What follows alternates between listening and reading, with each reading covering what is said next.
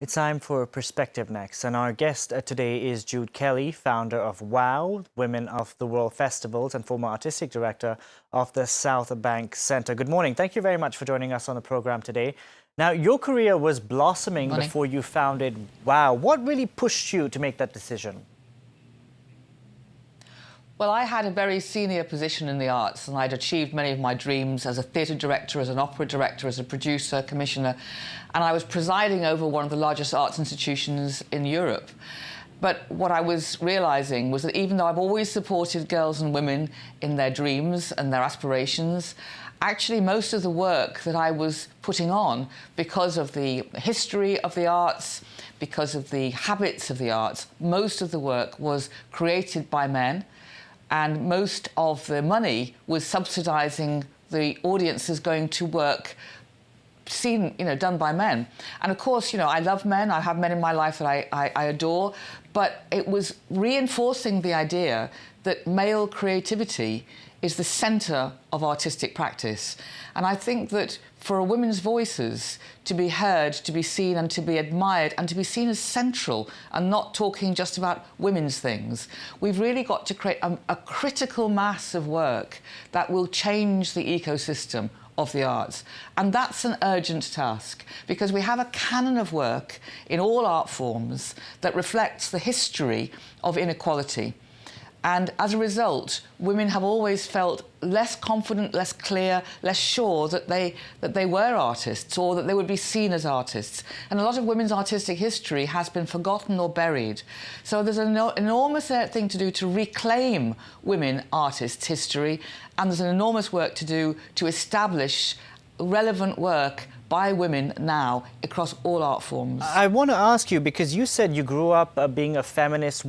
At a young age, what did you want to do that you couldn't do?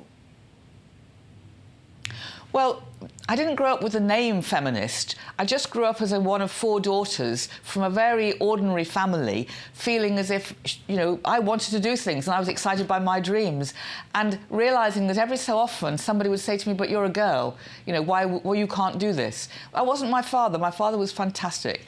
But I wanted to make plays happen. And when I realised what theatre was, I wanted to be a director. And people say, well, there aren't any women directors. So I thought, well, there must have been, surely. Of course there were some women directors, but they were largely forgotten or they were sidelined in history. And so I realised then that it was partly a psychological obstacle that people were putting in your way, making you doubt that your dreams were relevant, making you feel that perhaps they were a bit ridiculous. And then there were also the things where people would say, well, it's not appropriate for a woman to be in charge in this way. So I had my own sense of human rights. Surely I have a right to make my life fulfilled and happy and important for me. But of course, that was something which I noticed so many other girls and women in all kinds of professions had to fight the idea that there was a place for them and it was domestic. Now, I believe in domestic life. I have children. I think that we have to have societies where domesticity is valued. But I think men and women equally have dreams about their talents and their possibilities, and they have an equal right to those dreams. So now, I just want to ask you, because clear that. Yeah. So you wrapped up your first WOW event over in Bangladesh. What more work needs to be done there for women in the arts, considering that this is a country that has a female prime minister? Yes, so when I started the WOW Festival, which was in 2010, I didn't realise it was going to become a global movement. It is now in 20 countries, and we've done 70 festivals so far. And the last festival, as you said, was last weekend in Bangladesh.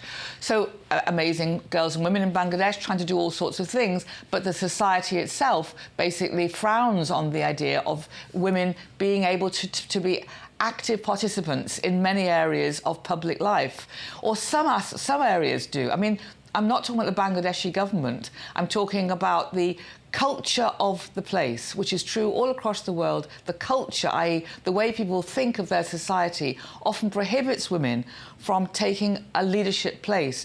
And that one Prime Minister, after all, when I was a little girl, we had Indira Gandhi, we had Golda Meir as Prime Ministers in the world. I knew that women could be absolute leaders, but that doesn't change the nature of the way the society tends to think about its girls and women as a whole. So what has to be done is we have to, first of all, decide that we do believe that girls and women should be equal, and that they should be equal in the sense that should be allowed to be lawyers, head of sports activities, they should be able to be brain surgeons, they should be able to be in these leadership roles, not just assistants to or exceptions to the rule. Now, do you feel that you have more work cut out for you in developing countries than you do in developed countries? Well, it's an easy thing to suggest that. Obviously, you know, at the most basic level, there are places that have denied girls education.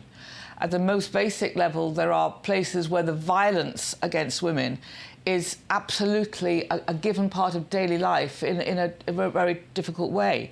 So, yes, in those countries, I think there are conversations that have to change the whole idea of women's equality. But I think that we have to understand that in the global north, there are still all kinds of areas of inequality which have become normalised. So, you know, we still in every country in the world have violence against women, and we have coercion of women. We still in every country of the world, with very rare exceptions. I mean, maybe Scandinavia is something of an exception, but we haven't even begun to solve the issue of childcare and domestic responsibility. So even in countries that have advanced economies, women still do huge amounts of unpaid labour. They have huge amounts of double responsibility about household care, not just children, but also elderly family.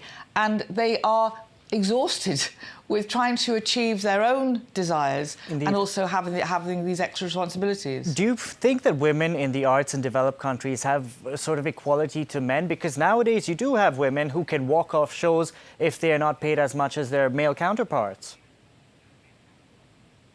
Well, so the answer to your question is no. I don't believe that women in the West or in the advanced economies have equality in the arts at all. They are beginning to have the right to request that they have equality. So, you know, 10 years ago even, it was going to be a bad mark against your career if you made a fuss about your pay, if you made a fuss about your advancement. You know, you'd be thought of as a difficult person. Because of the recent conversations, there are more and more people saying, well, whether I'm seen as difficult or not, I'm going to do it. And this is the help with solidarity. The more women that speak out, like me too, the more women feel safe to say, I think we should make a change. But we're a long way from the idea that we're at an equal landscape. You know, most directors, most producers are still men. Most people who can call the tune, who can say, right, I'm going to commission this, I'm going to commission that. Most of them are men. And I'm not saying that men can't support women, because, of course, you know, some of them do brilliantly. Yeah. And I'm not saying that all women support women, because that's not the case either. What I'm saying is that as a wholesale of change of heart, we as a society need to value women's stories and women's artistic contributions in a completely different way than we have done before. Hopefully we'll get there sooner than later. Jude Kelly, we're completely out of time. We're going to have to leave it there. Thank you very much for joining us on the programme today.